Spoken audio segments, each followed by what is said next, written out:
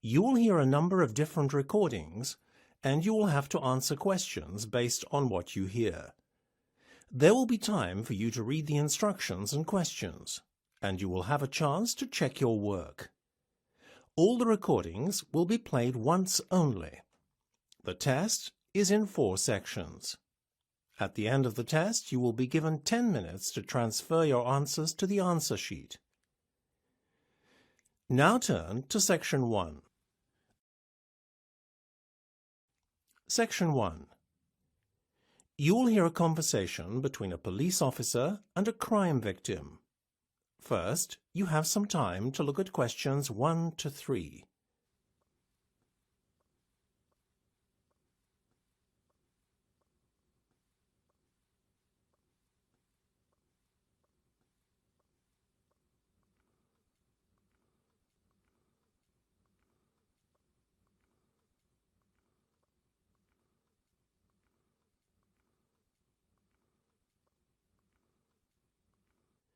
You will see that there is an example that has been done for you. On this occasion only, the conversation relating to this will be played first. Good afternoon, Sussex Constabulary, PC Browning speaking. Good afternoon. I would like to report a theft. Right, madam. First I need to get your details before we can proceed. Fine. Go ahead.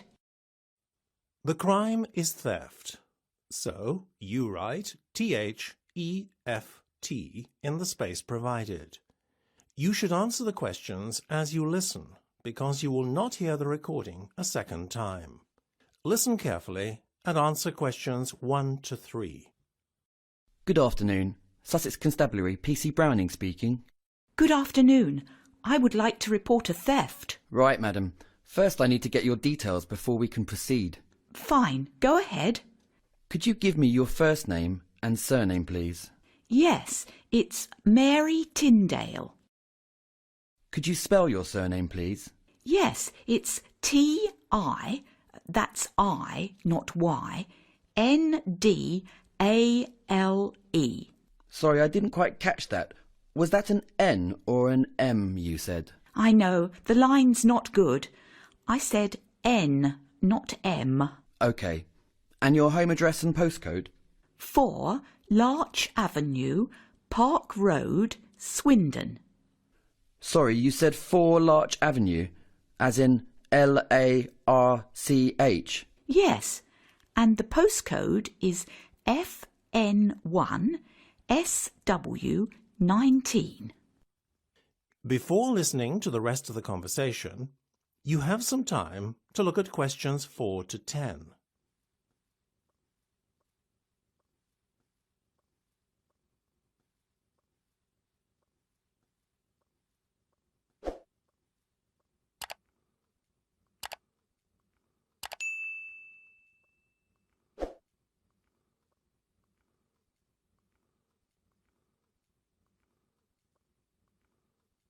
Now listen and answer questions 4 to 10. OK, that's fine. Now, you said you would like to report a theft. Yes, my handbag was stolen this morning. Can you describe your handbag? Well, it's quite an ordinary white leather bag with 2 black leather handles. Oh, and a black shoulder strap too. Any other features you could describe? It's quite plain.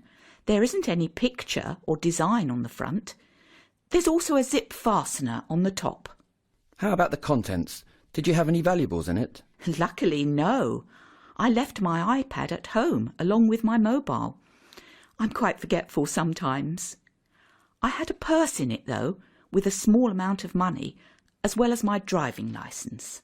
My keys and personal items and so on I always keep about me in my coat pocket. OK, that's fine. All I need to have is your phone number or other contact number. My mobile number is 07900381988. Sorry, was that 88 at the end? Yes, that's right. Thank you. That's all I need for now. You need a crime number. OK, I'll just get a pen. Ready? Go ahead. So, it's TK34S5899. We'll contact you within the week to give you an update. Thank you, officer. That's the end of section 1. You have half a minute to check your answers.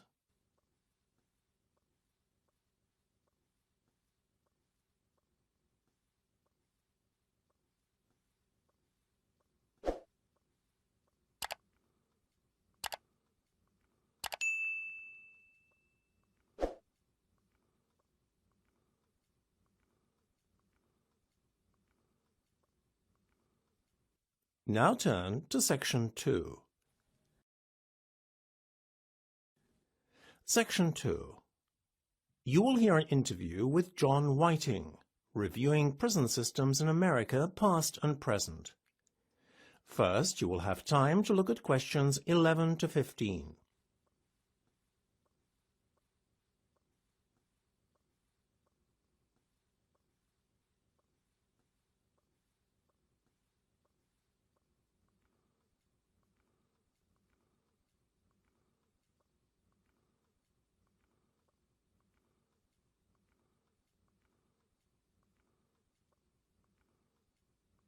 Now listen carefully and answer questions 11 to 15. Today the prison system is in crisis. Disorder and violence are the norm in many prisons.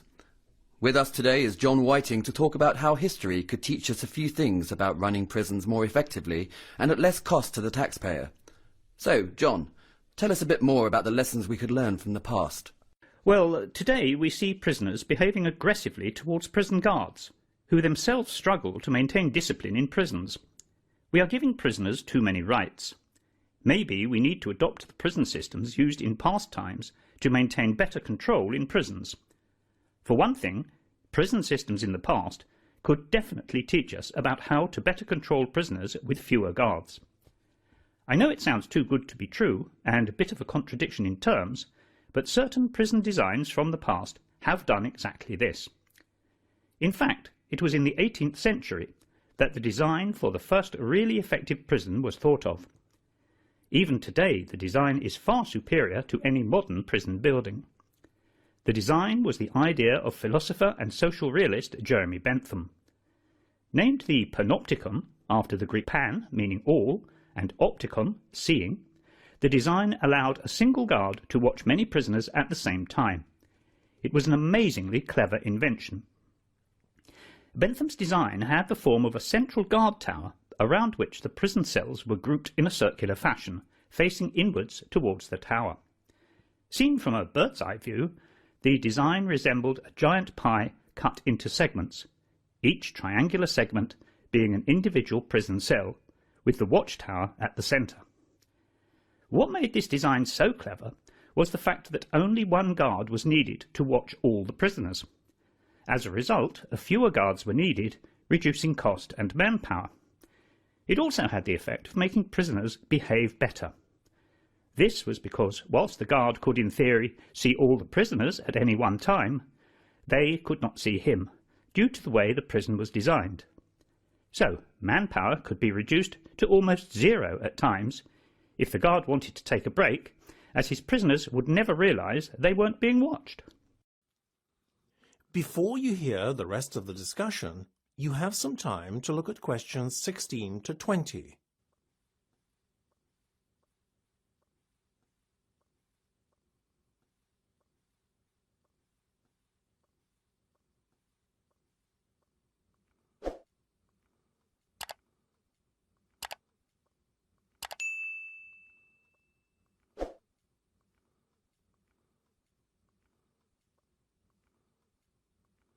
Now listen and answer questions 16 to 20. Although Bentham's idea was never put into practice in his lifetime, in later years a very similar design was patented by William H. Brown and Benjamin Hall in 1881. One of these, the squirrel cage, in Pottawatomie County, only closed in 1969. It was one of 3 prisons designed by Brown and Hall. Each had the unusual feature of revolving prison cells that moved around a central tower, like a wheel revolving on its axis. Bearing an obvious similarity to Bentham's panopticon, the cells within the wheel-like structure were all also triangular in shape. Brown and Hall's designs ensured that no personal contact between prisoner and jailers was necessary. However, they also allowed maximum security with minimum jailer attention, just like Bentham's original panopticon design, in fact. The main difference between the three prison designs was in their size. The Pottawatomie County Jail was constructed on 3 floors, whilst the Crawfordsville Jail in Indiana was a 2-story prison, and the Gallatin, Missouri Jail only a 1-story prison. The Pottawatomie County Jail also had some extra buildings outside the perimeter of the prison cells. These buildings included the kitchen, jailer's accommodation, as well as cells for female prisoners and more trusted inmates. All buildings now are disused as jails, and they function as museums to those interested in history and the purely curious. Any modern-day visitor can now see firsthand the signatures and dates of many of the prison's infamous prisoners, which are carved into the prison walls. They can also marvel at the ingenuity of prison buildings that have never been equalled in practicality and design since they were first constructed over 100 years ago. In complete contrast to the preceding prison designs is the contemporary architecture of Norway's Halden prison. This, for me, exemplifies what is wrong with prisons today. More reminiscent of a holiday camp than a place of incarceration, Halden's prison buildings are surrounded by attractively landscaped areas. The idea is to provide a relaxing environment, but it seems that the architects forgot that prison is meant to punish prisoners, not provide them with recreational facilities. I believe that the lenience exhibited towards prisoners today and the privileges that they enjoy are contributing to the disorder that we now see in prisons. Architects need to look to past prison designs for inspiration, not holiday brochures for luxury hotels. That's the end of section 2. You have half a minute to check your answers.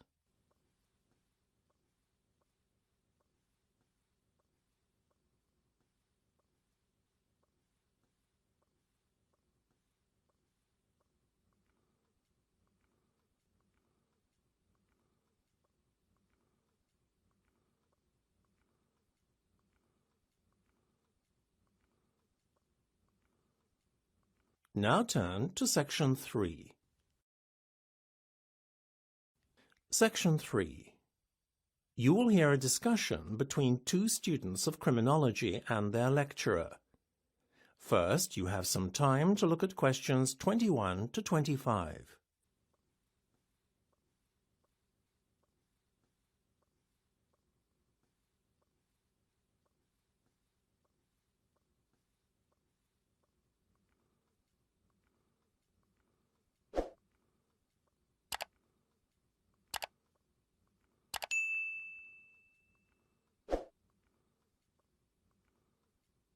Now listen carefully and answer questions 21 to 25. That was a really fascinating lecture. If a bit gruesome. Well, the Ratcliffe murders of 1811 certainly had a significant impact on English society at the time. It wasn't just the fact that innocent parties were involved, or that 2 households were brutally murdered that provoked public outrage and hysteria. The murderer, or murderers, since there may, as you know, have been an accomplice, invaded the sanctity of their victims' homes to commit truly horrendous crimes. An Englishman's home is his castle, right? So I guess no one felt truly safe in the comfort of their own home after that. Exactly. That's also why burglaries, too, have such a profound effect on their victims. It's often not the loss of valuables or possessions, or even the inconvenience that upsets a victim most, but the fact that their conviction of being safe in their own home has been severely compromised. But public hysteria broke out too, didn't it? Because there was a feeling that public safety was under threat. It was felt that the localised police forces at the time were inadequate. Very true. The police force at the time had limited power. They could enforce the rulings of a local magistrate for the county, but they had one huge disadvantage. There was no communication between county police forces, was there? Yes. Details of crimes committed within a county were not shared. Obviously, when a criminal crossed county borders, they could often successfully evade capture. Today that seems so absurd. Nowadays, with information instantly accessible to all police forces nationally and worldwide on police computer systems, yes, it does. But don't forget that it was only with the formation of London's Metropolitan Police Force in 1829 by Sir Robert Peel that criminal records could begin to be consolidated on a national basis. Even then, some areas outside and even within the Metropolitan Police District remained beyond the jurisdiction of the Metropolitan Police Force. Were the Ratcliffe murders a bit of a wake-up call then to the crime-fighting forces of the time? More than that, they acted as a catalyst in the formation of the Metropolitan Police. The public too played no small part in bringing about the much-needed shake-up in the policing systems of the era. So the Metropolitan Force was founded over half a century before the infamous Jack the Ripper murders. Yes, however, in spite of the force's best efforts, the Ripper remained at large. Many suspects were put forward, though, ranging from children's author Lewis Carroll through to artist Walter Sickert. Despite the notable failure to deliver justice on this occasion, the Metropolitan Police Force could not be blamed for any inadequacies in police procedure. In fact, the creation of the Metropolitan Police Force was a turning point in English law-keeping. Before you hear the rest of the discussion, you have some time to look at questions 26 to 30.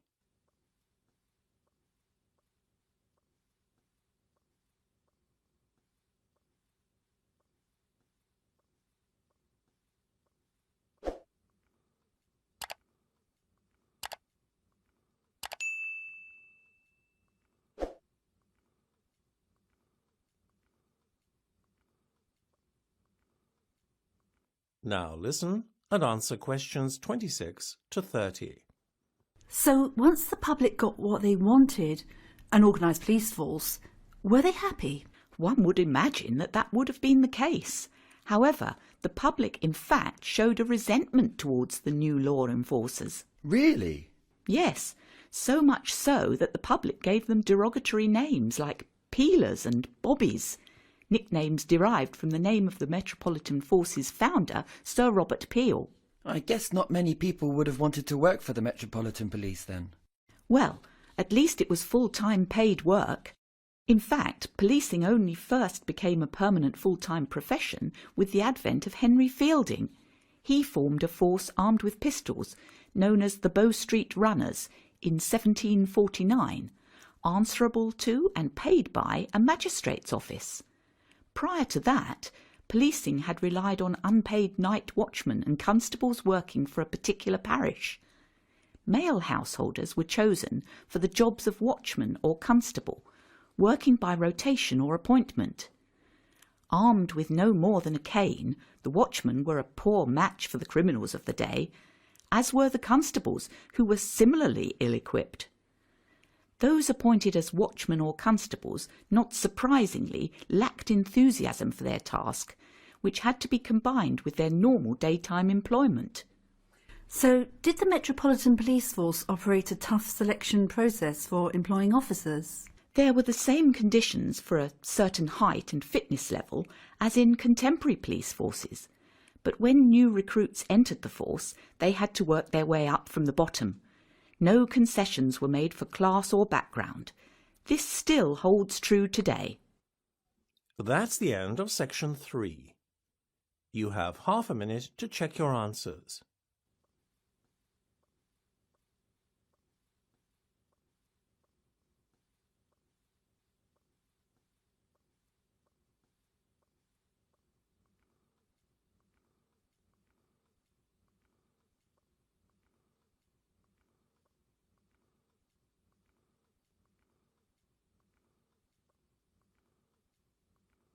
Now turn to section 4.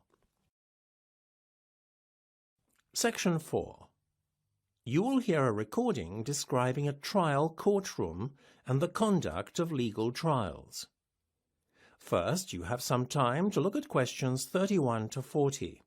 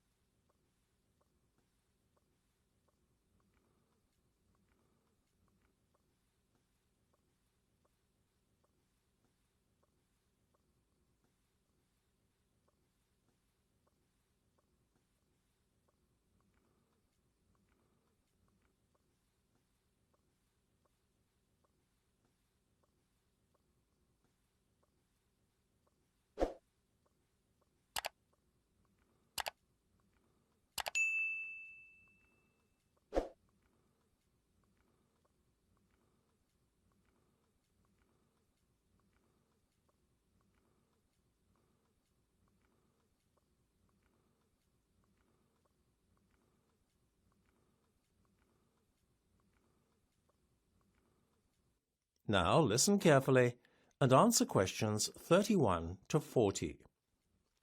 Although variations occur in courtroom layouts, this is a description of a standard UK trial courtroom.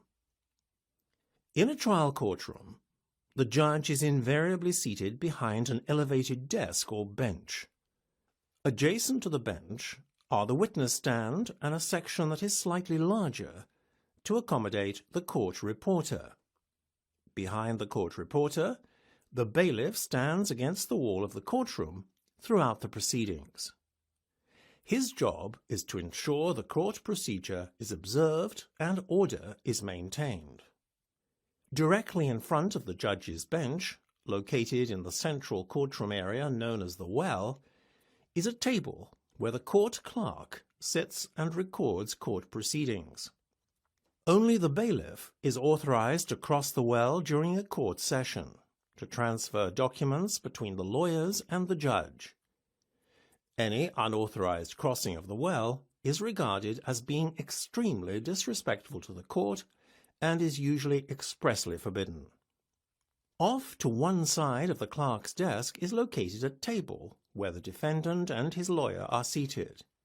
The defendant, also known as the accused, works closely with his lawyer, who is also termed the lawyer for the defense.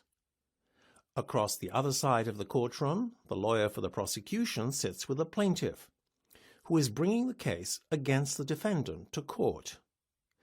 Close by is the jury box that covers the largest area in the courtroom. It holds 12 members of the public who are responsible for delivering the final verdict on the defendant. All those who are actively involved in court proceedings are in the area of the courtroom termed the bar. Behind the area of the bar is the gallery, which seats spectators who may be relatives of those involved in the court hearing or merely curious members of the public. The bar itself may be an actual physical barrier, such as a railing, or merely a designated area. Apart from the parties to the case and any witnesses, only the lawyers can literally pass the bar. Court personnel and jury members usually enter through separate doors behind the bench. And this is why the term the bar has come to refer to the legal profession as a whole. So that is the court setup. Now on to how the verdict is arrived at and sentence proclaimed by the judge. When all evidence has been given and challenged by both the lawyer for the prosecution and the lawyer for the defense, then the process of reaching a verdict can begin. Prior to the judge's summing up the case, it is normal court procedure for the judge to meet with both lawyers first. In the meeting, what the judge will say is determined by mutual consent between the lawyers and the judge. It is then up to the judge to decide if the summing up will be split into two parts. If this course of action is taken, the summing up will be divided into a legal part and a summary of the facts of the case. The legal part is basically a clarification of what the charge is and what has to be proven, in addition to any special directives for the case, such as the need to respect confidentiality. The summary is given to ensure that all members of the jury are reminded of the essential facts of the case.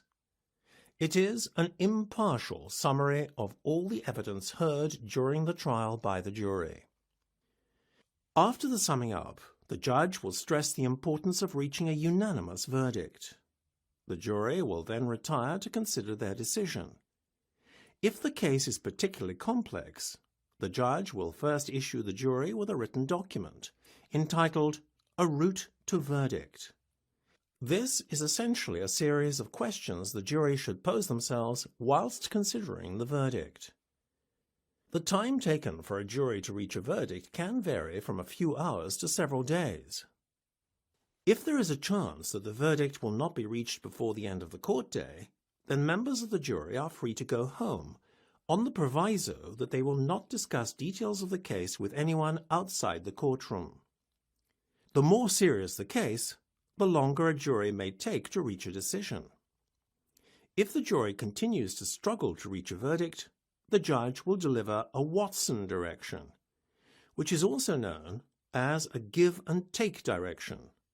Essentially, this is a directive reminding the jury of their oath and to maintain unbiased views whilst discussing the verdict. Should the jury not be unanimous in their decision, then a majority verdict is permitted. Once the verdict has been delivered, the sentencing of the accused is left entirely to the judge. The jury is, however, permitted beforehand to influence the judge's sentencing in order to make it more lenient. Accordingly, a recommendation of mercy is added to the jury verdict. Whether the judge takes this into account is entirely up to them. That is the end of section 4. You now have half a minute to check your answers.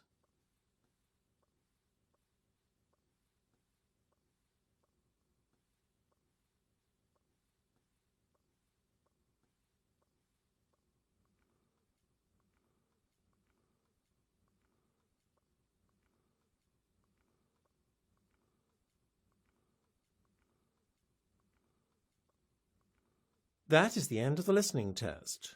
You now have 10 minutes to transfer your answers to the listening answer sheet.